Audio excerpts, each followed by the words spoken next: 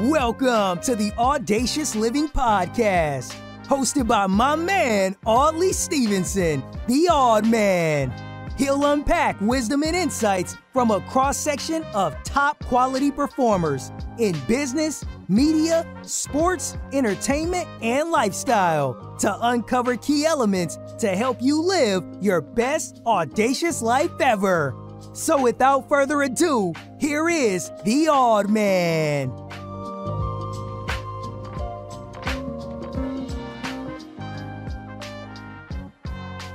Greetings and salutations. What's going on, everybody? I'm Audley Stevenson, and welcome to the most audacious podcast the internet has to offer. This is the Audacious Living Podcast, and I'm appreciative, as always, that you've taken a moment out of your day and chosen to spend it here with us as we continue our ongoing goal of helping you live your best audacious life ever. You can always stay connected to us through our social media channels. We're on Twitter, Instagram under the handle The Audacious Pod, and then on Facebook, The Audacious Living Podcast. And then, of course, our YouTube channel. If you hit subscribe, you're immediately connected to all the great content coming your way. So, hey, like, follow, subscribe, share, stay connected to The Audacious Living Podcast. Now, really excited about this episode. I say that every episode because I'm excited about all of them, but excited about this one because we got my man Napoleon Da Legend coming up on this week's edition of the podcast. And I think the part that I'm really excited about to share his awesome story of how he had to navigate his way through the hip-hop world to get his start as an independent artist. And he will tell you, you'll hear it from him firsthand, that it was not an easy journey, but it was a chance that he took on himself, and it paid off. You know, as the case with most things in our lives, nothing happens until we decide to take that action and move forward. Now, there's times when the action we take might be a bit of a risk because there's no guarantee that what we do will give us what we want. But the reality is that we'll never truly know until we take that first step anyways. So taking a risk, taking a chance is a necessary move forward that we have to take. But here's one thing that I can promise you. When you take a chance of yourself and do so in spite of your fears, in spite of self-doubt, you're halfway there. Napoleon will tell you all about that. He is, like I said, he's a guy that had to take some chances, that had to bet on himself, that had to fight past fears and self-doubt to get him to where he is. And I'm glad he's in the house to share his story. It's not one that very many people know about, which is actually another reason why I'm glad that he's here. So, like I said, it's a great chat. It's a great opportunity to learn more about him and his music. So without any further ado, here is Napoleon Da Legend. Enjoy. Brooklyn, New York-based MC Napoleon Da Legend is a gifted rapper who'll be the first to tell you that any level of real success isn't possible unless you're willing to take a chance on yourself. Considered by many to be a true school lyricist, this Paris-born rapper is a rare combination of passion and flair mixed with inspirational and insightful real-life experiences. Napoleon Da Legend will share his powerful story coming up next on the Audacious Living Podcast. We got Napoleon Da Legend in the house, my man. How you doing? Yo, I'm doing great, man. Happy to be here, man. Yeah, I appreciate you popping through and rolling through and hanging out.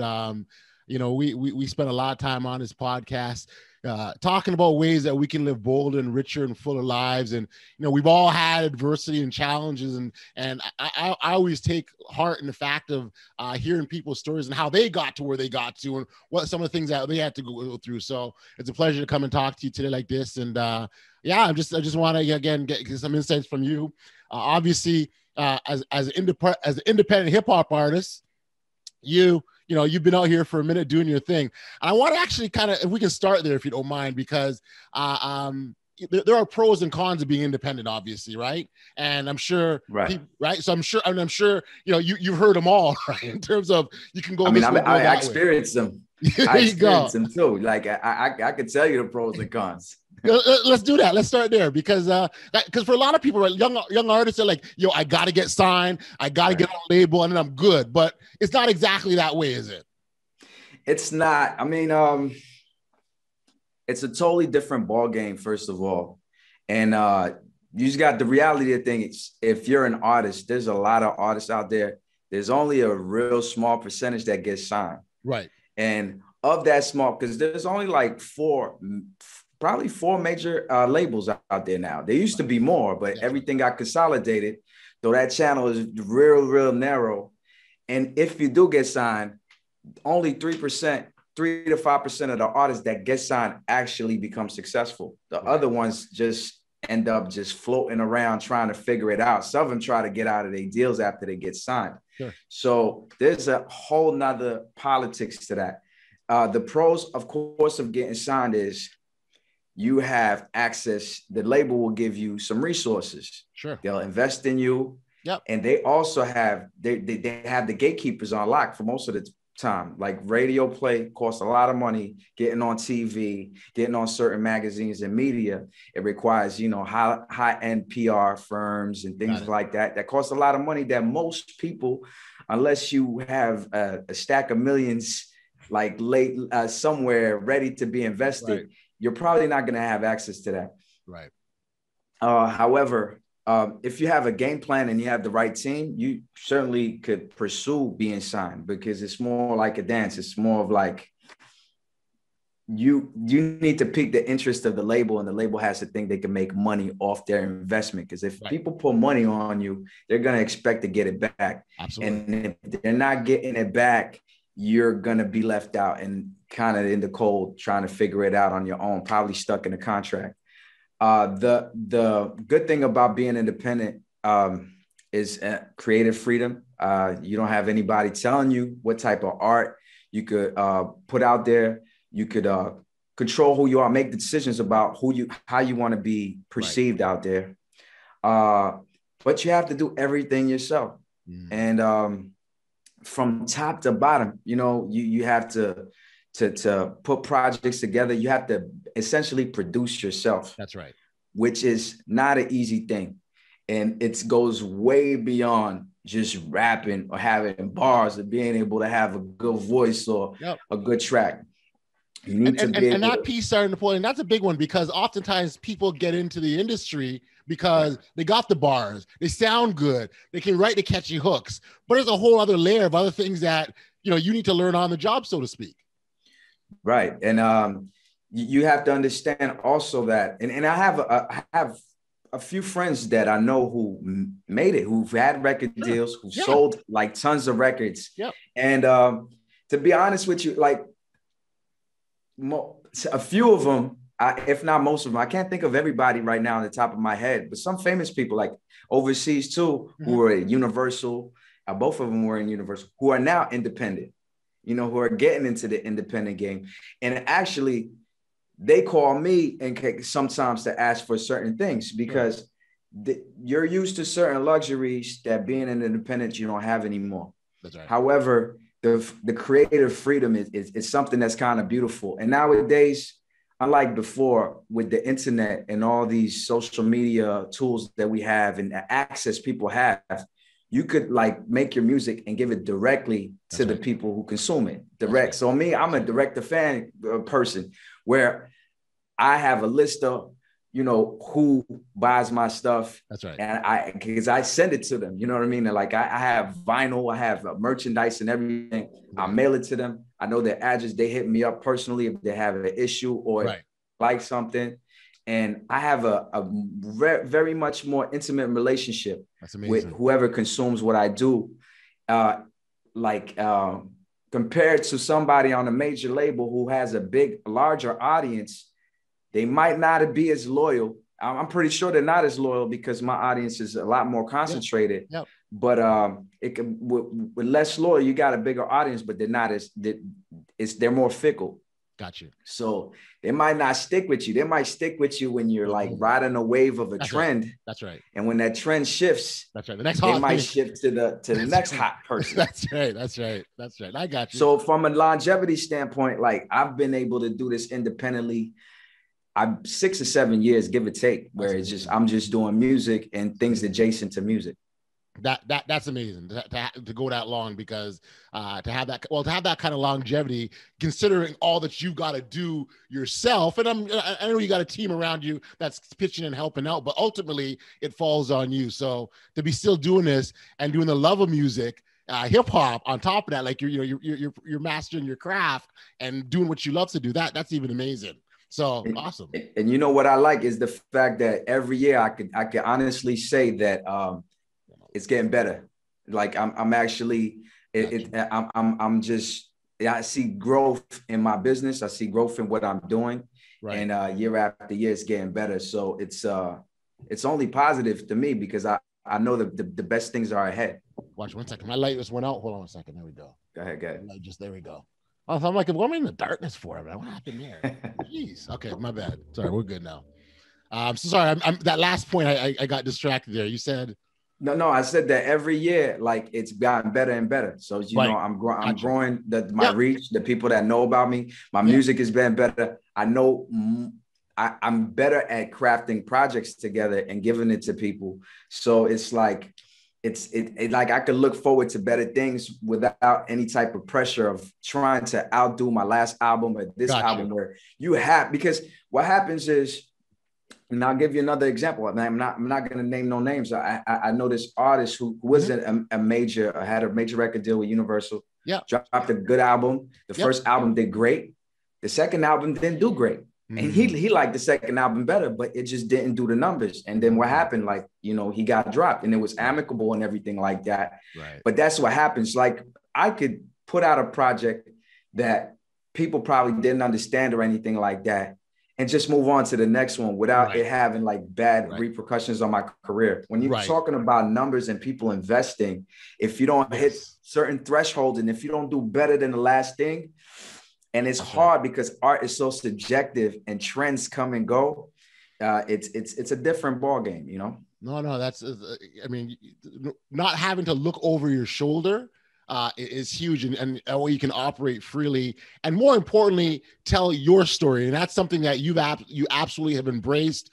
You've been able, I mean, your music, it provides hope. It talks about determination, adversity. I want to get into the motivation of where that started from for you. I'm a big Marvel fan, right? So I always like origin stories, right? Right.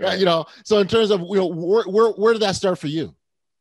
Well, what people have to know about me, both of my parents are from the Comoros Islands, which is a not well-known island group of islands in the lower East Africa in the tropics, right off the coast of Tanzania, between Madagascar and Tanzania. And we were colonized by Arabs like a long time ago, and then after the French. So it became a French colony and became independent later on.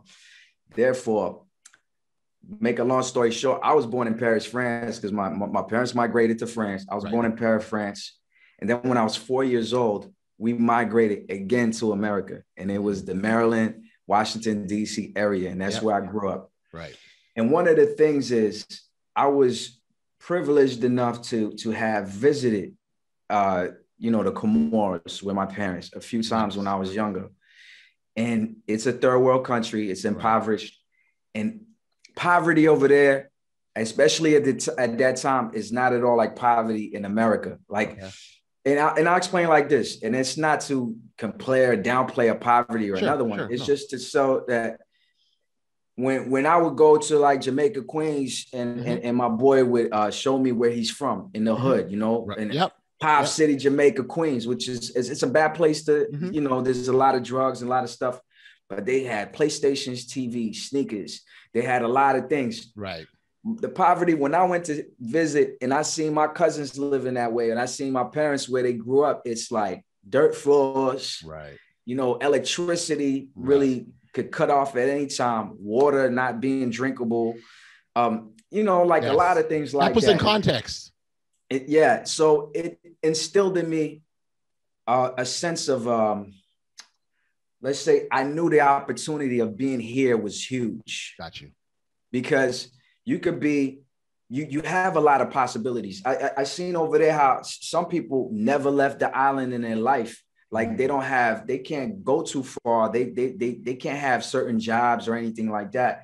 in America, I felt like, yes, it could be hard if you don't come from generational wealth or anything like that. Right. But at the same time, the opportunities are there, and it made me work harder and made me like not like one of my worst fears. I have friends also that are from African backgrounds, and when they would mess up, like I seen some of my friends like getting sent back to Africa. Wow.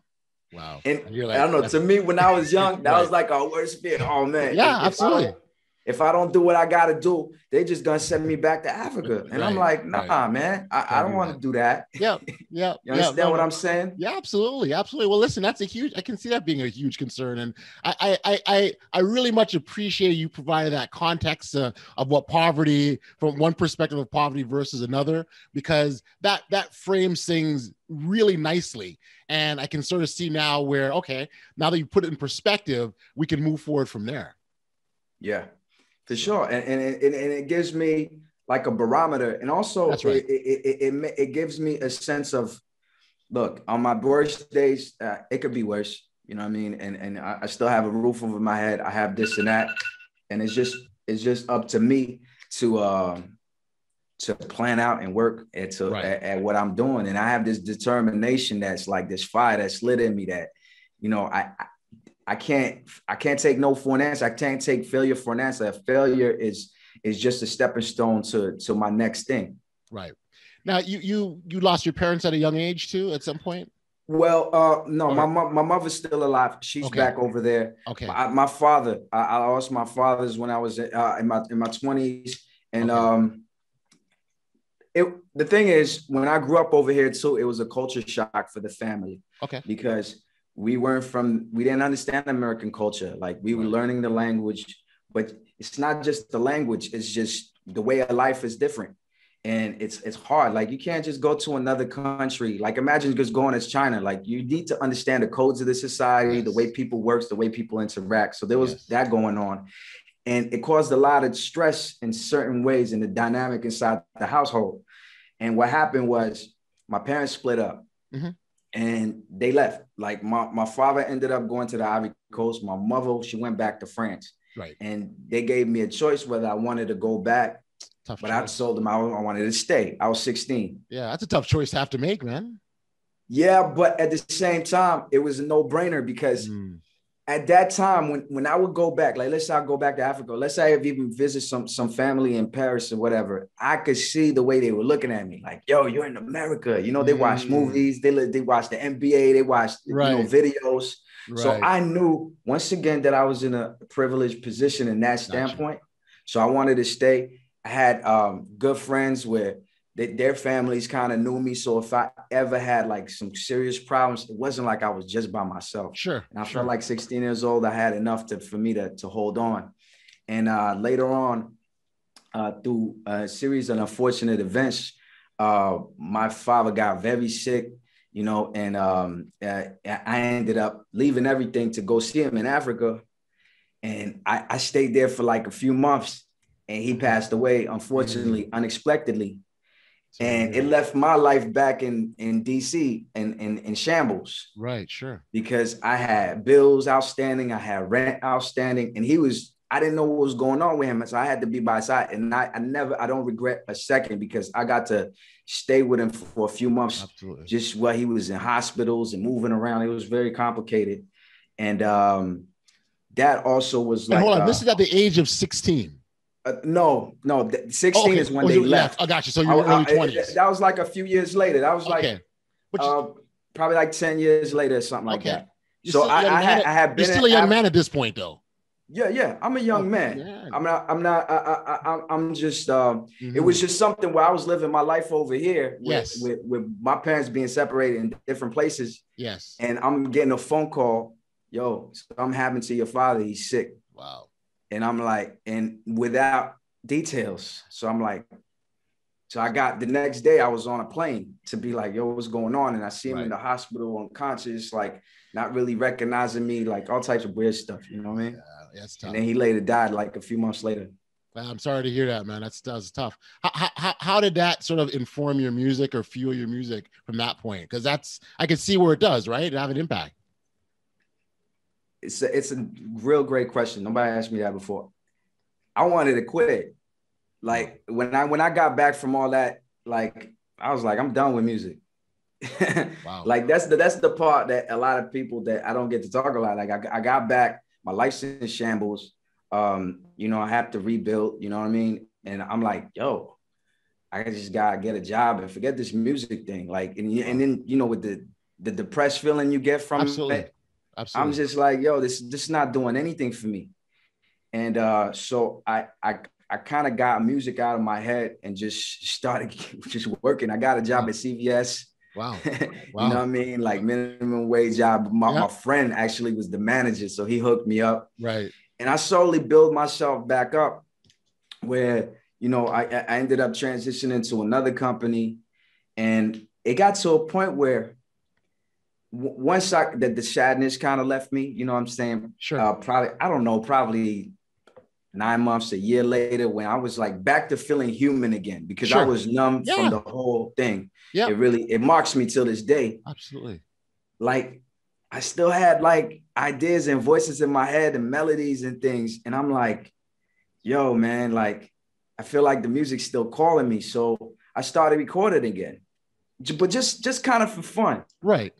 And it just so happened that, you know, certain things were happening, and I was still in Maryland at this point. But I was talking to a friend in New York, and she was like, yo, you should move into New York. Like just out in the conversation. And I took that like a sign. Like I couldn't, it just, that thought just festered in my head. I should move to New York. Why am I here? Like I could be somewhere else. It's not like I have any children. It's not like I have any ties in DC and Maryland, apart from friends and like co-workers that I was working. Yeah, sure. So I just decided to move to New York, to Brooklyn. I just happened to know somebody who had an extra room that I could, you know, give a couple bucks to and stay. Sure. And I moved to Brooklyn. And that was like a big deal because, you know, imagine telling my mom, telling my friends and all that, yo, I'm gonna move to Brooklyn to do music. They were like, why?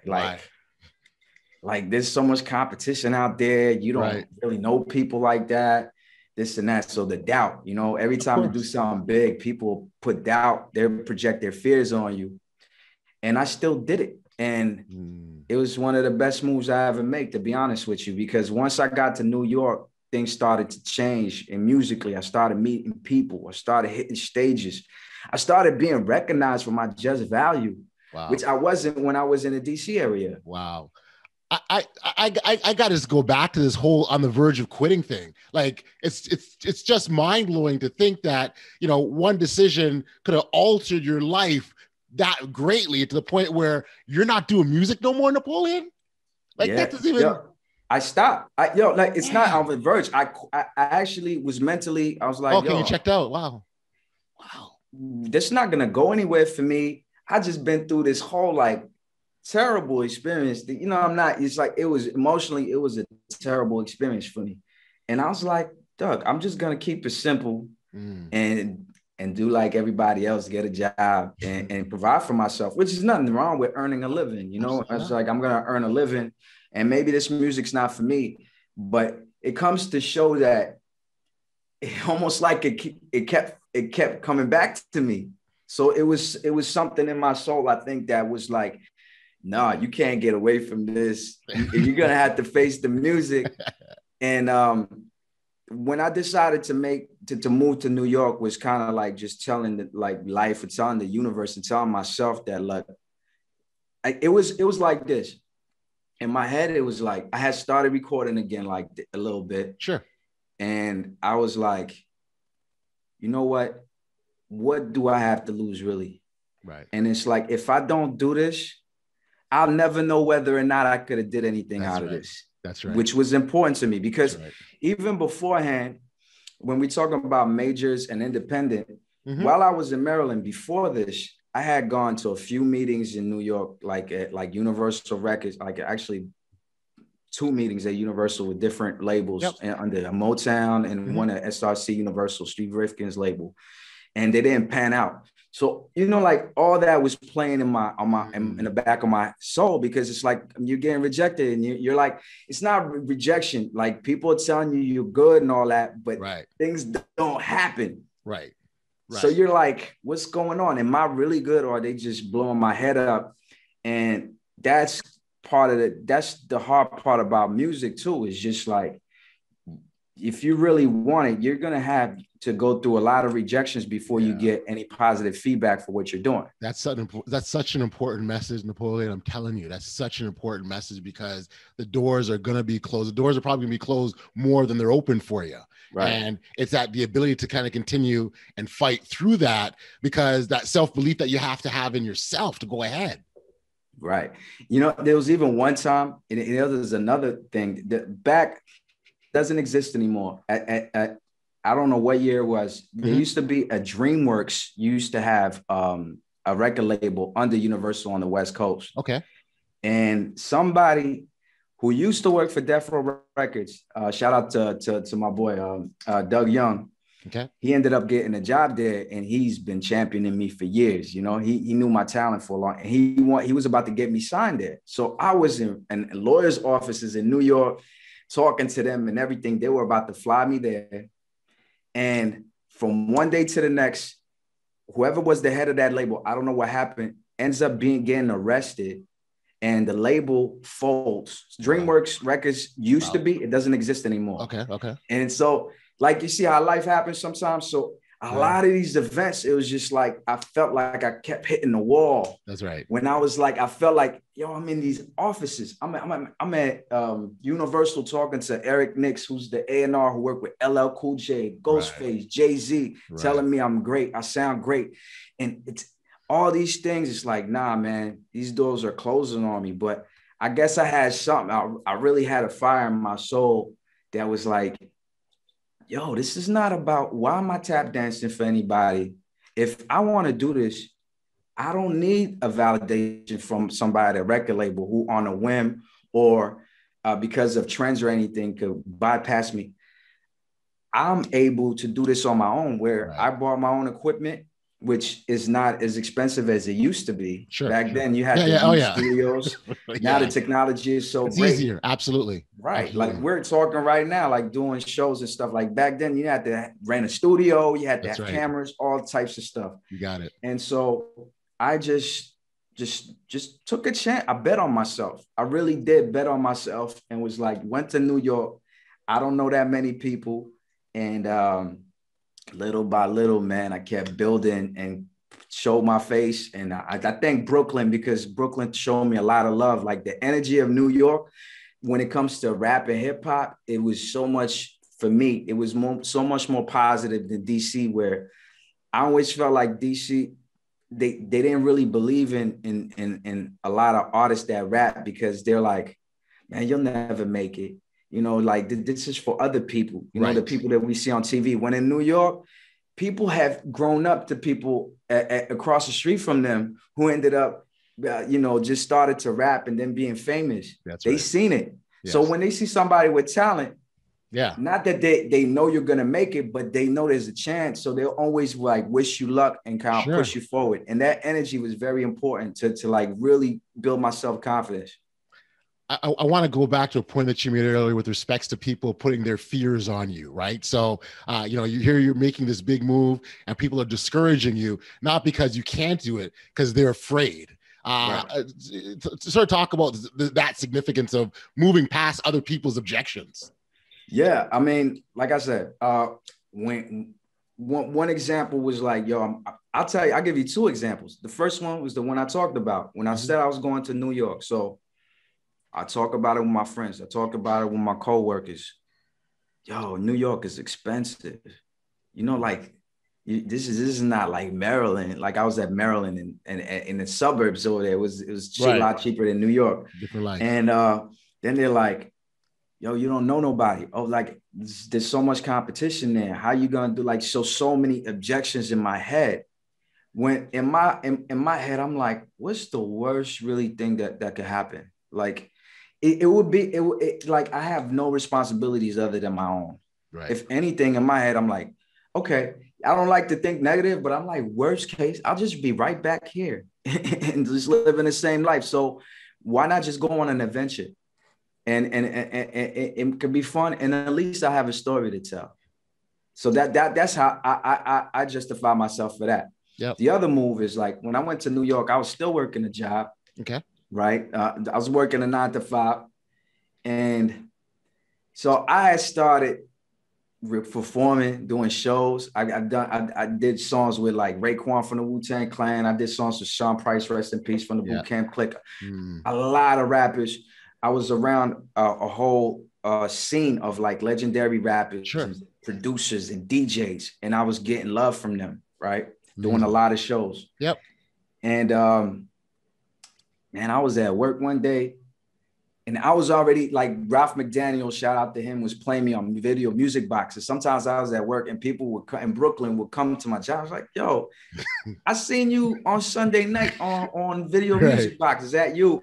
And I was a little bit like caught off guard and was like, yeah. And then I'm like, okay, like, you know, things are moving. And then, you know, I opened up for Pharoah Monch, who I'm a big fan of, his album release party at SOB's. Yep. And it was great. You know, DJ Evil D was there, like the Beat My, like a whole bunch of people giving me props. And I'm like, yeah, I could really do this. And I seen KRS-One like a week before at SOB's. And he's it's like going to church when you go to a KRS-One show. Because it's more than, he's probably top 3 best performers in hip hop. Yeah. And the art of MCing, he takes it to a whole other level. Yeah, like you don't want to perform after him. Like he's just right. There's a few guys like that where it's just you gotta just let him do their thing. Right. He's so authoritative with his voice and everything. Yes. And he said, yo, if you do, he said this to the whole crowd, but I felt like he was talking to me. He said, if you do this hip hop thing right, you could travel the world and it'll provide for you if you do it right. And he's like, look, I probably shouldn't be saying this, but if you really into this, if you have a job, quit. He said that, but he did say a disclaimer. It's like, I don't know if I should say that, but like, if you got a job, quit. I think I was the only one in that room that like, a few months later, I ended up quitting my job because my manager got on my nerves. He like reprimanded me on something like that wasn't even fair. Right. And then I was like, and it wasn't him. Like, I'm not saying, but I always felt like I was in a cage at work because it's not something that I love to do. It was just for a paycheck. Sure. I'm like, every day I'm going into this like box and I'm staying in this box willfully and the world is going on. Things are happening around me, but I have to be here. Right. And I'm like, I'm missing out on things. And like every time, like it was, you know, my time to leave to work, I would be so excited and I would go out, I would record, I would do what I had to do. Right. But when my manager did that thing, I was like, yo, I need to quit this job. Just gave you the reason, man. It's a long story short to get to your point. Mm-hmm. When I told people in the music that I was going to quit my job, including people in the industry who's done a lot of things, once again, they were like, sat me at the table like, yo, you sure you want to do this? Wow. Like, they were like telling me everything like, yo, you know, the money in hip hop ain't what it used to be. You know, you need to have some money to be able to invest in what you're doing, like whatever. And I told them the same thing. If I don't do this now, I'm never gonna know whether or not this is for me. And I don't want to be 50 years old, like, and wondering, oh man, I got a good job, I'm paying a mortgage, but maybe, and now looking at where my decision took me, I'm so happy I did it. And it's not, and as a disclaimer, I didn't do it like in a dumb way. Like I work hard to make sure I didn't have to go back. And there was times where I'm like, man, maybe I got to go back to the workforce because this is tight right now, super tight. But I'm still here. And now, like, I think I'm beyond that. You know what I mean? And I'm just so happy I did it.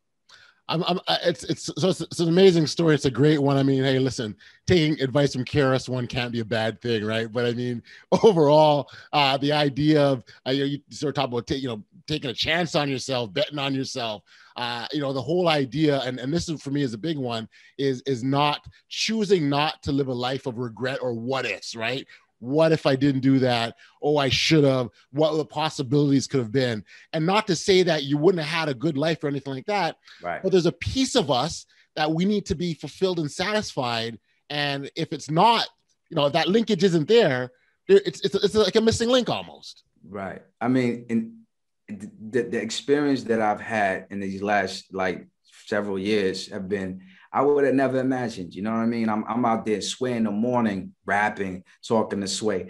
I'm on Fox News in DC, rapping on live TV, getting interviewed. I did the Essence Fest in the backstage with Master P, Jada Pinkett, Shaggy, all these stars,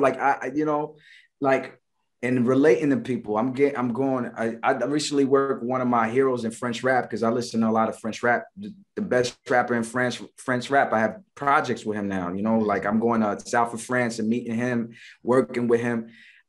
If my working self and I was talking to myself and I told this is what I'm doing, I would have been blown. I would have been like, damn. Going to work every day doing something that I moderately I could do well, but I don't really love. Right. And doing this, it's a no-brainer. Yeah, you can't compare them. You can't compare it. And again, you're fulfilling yourself, man. Fulfilling yourself. So for our listeners that may not totally be familiar with how your body of work, give an idea how large things got for you in terms of your hip hop career. And I mean, not that it's done. You got lots to do. I'm not suggesting that, but just so people understand what the decision that you made. Look what what it led to.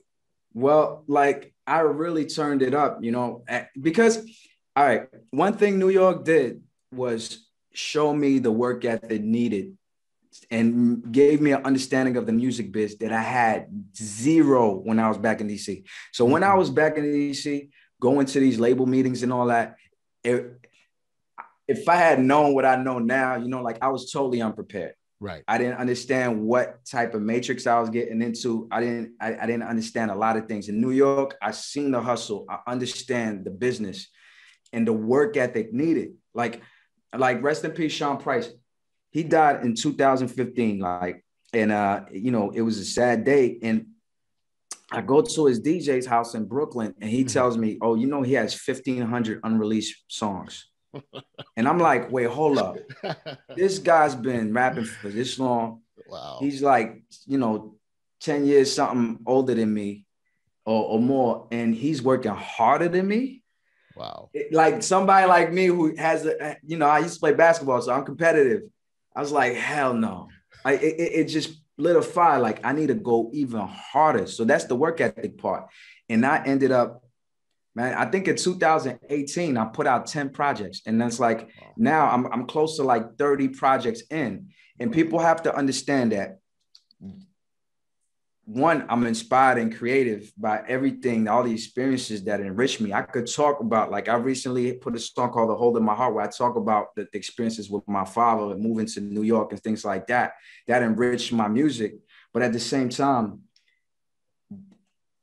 the level of creativity and productivity enabled me to live off this too. Right. So it's it's not a walk in the park. I put in work, and I put in work I had that work ethic from playing basketball. I used to play AAU from Dunbar, DC, not the Dunbar in Baltimore, Dunbar, DC. And when you play basketball, you got to play every day. That's right. So if you're doing music, it's you can't go a day without shooting around. You can't go a day without doing dribbling drills. You can't do a day without being productive. Right. So I make sure every day I have a regimen. So it's what a lot of people don't know is I'm working harder than I was when I did have a 9 to 5. Right. Well, but I love it. And it's important, and I'm glad you love it, because that's just going to fuel you and keep you going. But I think it's important. I'm glad that we started the conversation talking about the life of an independent artist, because the work that you're putting in as an independent artist, it's not a label's pushing you, doing all the heavy lifting. You're doing that on your own. So 10 projects in 1 year is just mind blowing, man. You're not sleeping. Nah, like it's really, yeah. I know I'm close to the top tier of like product, and it's quality, and it's just like, and that's the thing that's why I think I go with fan base, because not only am I feeding the people that like what I do, they're loving it, and I keep getting more like deals with different labels to put out things with them and other notable people to work with to keep growing what I'm doing. So therefore, I'm doing something right. And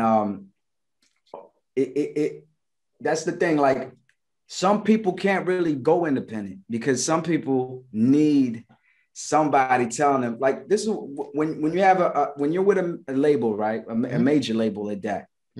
And I know this from talking to some of my friends. Every week they give you, like, at least when he used to be, it was years back, they give him a schedule. All right, Monday, you're going to go record. Then you got to go to the photo shoot. Then you got to do this. You got to do that. And when you're independent, I don't get like an email telling me this is what I do this week. So I have to structure myself and set goals for myself to be like, I need to finish this project with here. I need to call radio stations. I need to do drops for DJs. I need to send an email blast today. I need to do this and that, and regiment myself, not only to keep myself busy, but to keep the machine running. And if I have people that I'm working that are working or helping me out, I have to communicate with them to make sure they're on a ball. And really, the game is to people to feel like you're with a label, but you are the label. You know what I'm saying? That's it. Because you're doing the same thing. You're recording albums. You're shooting videos. That's right. You're promoting, you're marketing, you're showing up to interviews, you're reaching out to people. Like, we reach out to each other, we set up interviews. You have to be organized, you know what I'm saying? Got you.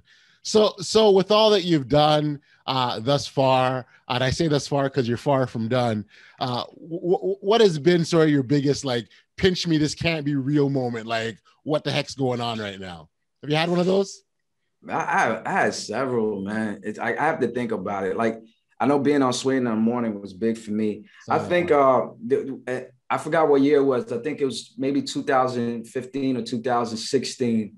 I performed at the Brooklyn Hip Hop Festival, and it was Ralph McDaniels, who to me is like a big icon in hip hop media and in media in general, like, introduced me. And we did this sort of cypher with Large Professor and a whole bunch of other legends on stage in front of like a pack, like outside. And there was so many people, and that was exciting. Man, I did so many things. I can't even tell you. Like, I performed with, I performed with Busta Rhymes. Yes. With Ghostface. Rest in peace. I actually opened for Five Dog, who, rest in peace. You got the Tribe Called Quest in the back. Yeah, you saw. You know what I mean? Yeah. There's so many things. Like, even like people don't know him, but we're working with a Kenaton from the rap group I Am, which is French rap, and for him to like hit me up to produce a project for me, that's huge. It was a big deal. You know what I mean? But I could go on and on. Like, to be honest with you, like, every other month I get like another highlight where, like, damn, I can't believe this just happened. Or I can't believe I'm just talking to this person, or this person is hitting me up to do this or that, That's amazing. And clearly you're enjoying and appreciating those moments as they come up, which is a big part of enjoy that moment and appreciate where you're at. Napoleon, this has been mad cool to chopping it up with you. I love your story in terms of the decisions that you had to make and what you were faced with. And so the final question I want to ask you, if you got a young artist who's maybe at that crossroads as well, and they come to you and say, what should I do? What do you suggest? What would you tell them? I would tell them to first of all, obviously they must love it. You know what I'm saying? So just make sure that you got to know the difference between being a hobbyist and really doing this professionally. And to do this professionally, I suggest you should really love it, and to really work on your craft. Because what was happening, if you see earlier in my story, I was already going to major labels. I was already doing this and that. But I really gave myself a career when I started working on my craft, producing myself, and started getting better and putting myself out there. So I think at the beginning, I neglected the craft a little bit because I was looking for the glamours and glitz and the result of like, look, I want to be this like a label. I want to be like the rap stars that I grew up loving. Right. When it was like, that's not really the main thing. The main thing is like giving people great music. So I think it was really in around 2016 where I really told myself, look, I was doing a lot of shows left and right, which is great. You should perform and everything like that. But I didn't have any music to back it up. And I started really focusing on giving people projects.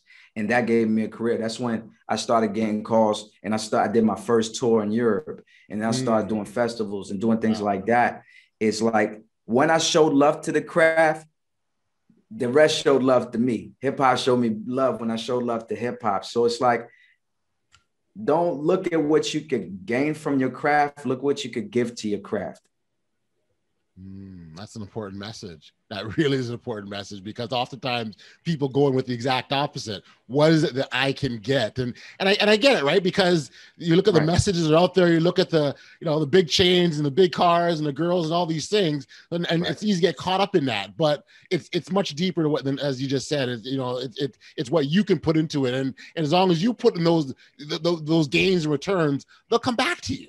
Right. And it absolutely will. And it'll take the time that it'll take. And a lot of times we're under some type of time pressures because we see so many marketed success stories of you'll see somebody pop up that's 15 years old that's like already killing it and going viral and doing this and that. And if you pay attention to that so much, it'll skew. The reality is that things take time.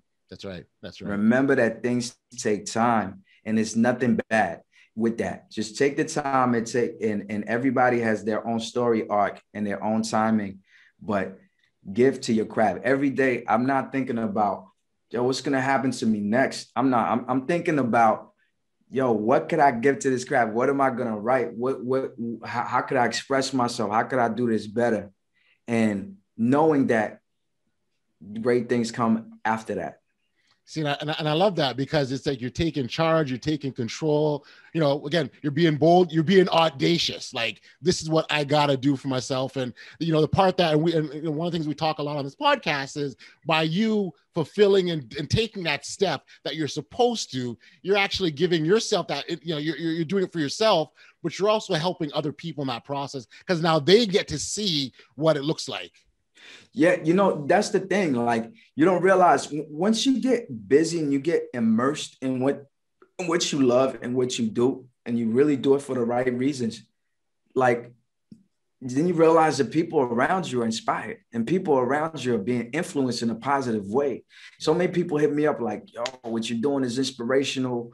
And I see other artists kind of like following and wanting to go back to recording and doing shit. So you create a ripple effect around you without even knowing. And it's fulfilling because then you're like, okay, I made somebody's day. Somebody was feeling bad. They said they listened to my album or something like that, or they listened to an interview that I did and they liked what I said.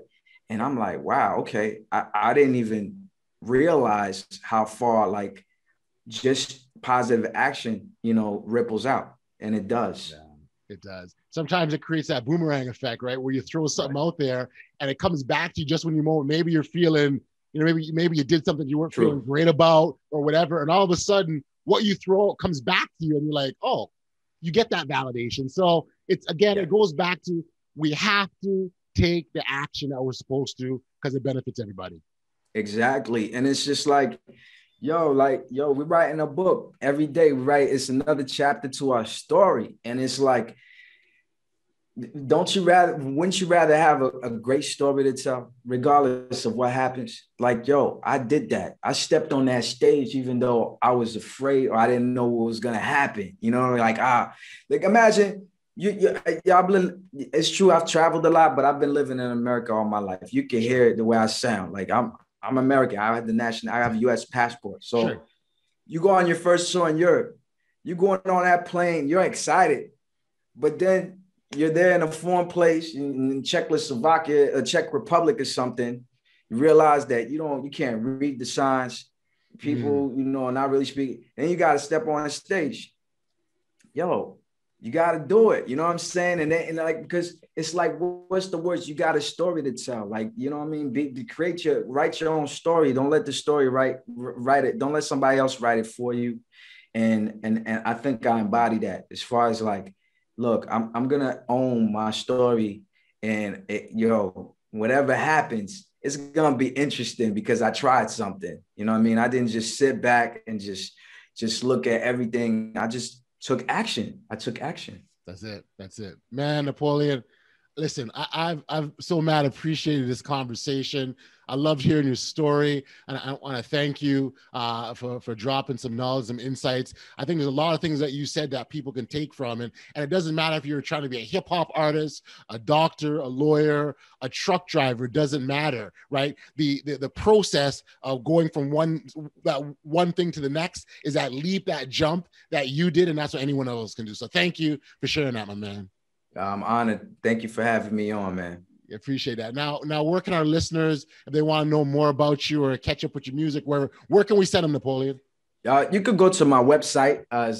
See, I'm an independent artist. I had to set all that up. You gotta make sure you have your structure in your business, but after the craft, you need to present it. www.napoleanddalegend.com. You could see my interviews. You can see my videos, my music. On Instagram, I'm at Team NDL. And on Twitter and on Facebook and everywhere else, YouTube channel, everything. Appreciate you. Awesome. Listen, my man, again, thank you for the time. Much appreciated. And keep grinding, my man. Thank you, my brother. Back we are here on the podcast. Big shout out to Team NDL. Thank you, Napoleon, for stopping by. I appreciate you, my man.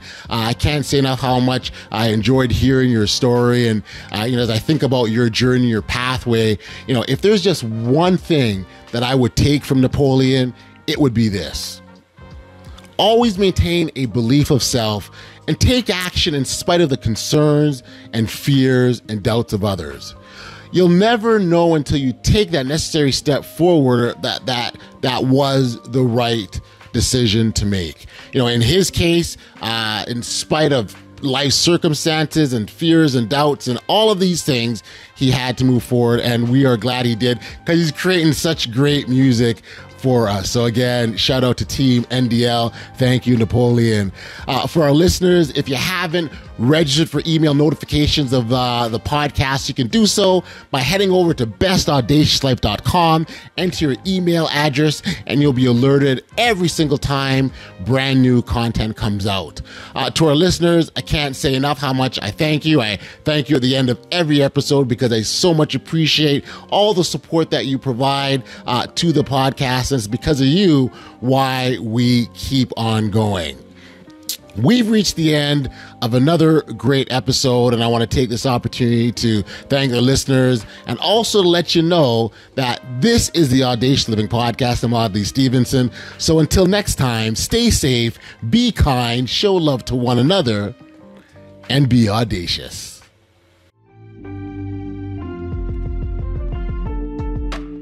You've been listening to the Audacious Living Podcast, hosted by Audley Stevenson. If you enjoyed what you heard, be sure to like, subscribe, and share. Until next time, be audacious.